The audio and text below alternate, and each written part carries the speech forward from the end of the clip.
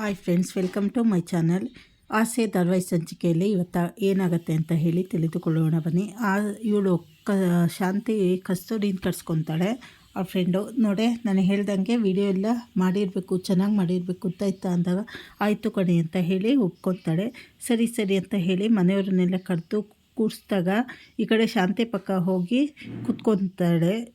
ಶಾಂತಿ ಹೋಗಿ ಸೀದಾ ಮೀನನ ಪಕ್ಕ ಕೂತ್ಕೊಂಡು ಕರ್ಕೊಂಬಂದು ಕೂಚಮ್ಮ ಬಂಗಾರಿ ಕೂಚು ಅಂತ ಹೇಳಿ ಕೂರಿಸ್ತಾಳೆ. ಈ ಕಡೆ ಮೀನನಿಗಂತೂ ಫುಲ್ಲು ಗಾಬರಿ ಆಗತ್ತೆ.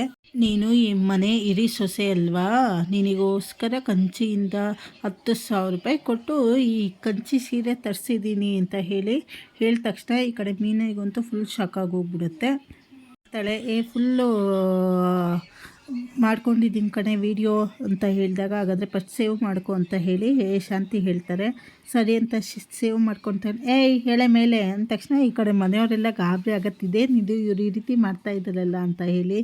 ಅಷ್ಟಕ್ಕೂ ಶಾಂತಿ ಯಾಕೆ ಆ ರೀತಿ ನಾಟಕ ಆಡ್ತಾ ಇರ್ತಾಳೆ, ಏನು ಎತ್ತ ಅಂತ ಹೇಳಿ ನೀವು ಸಂಚಿಕೆಯಲ್ಲಿ ತಿಳಿದುಕೊಳ್ಳಬಹುದು.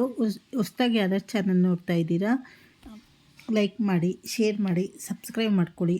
ಧನ್ಯವಾದಗಳು.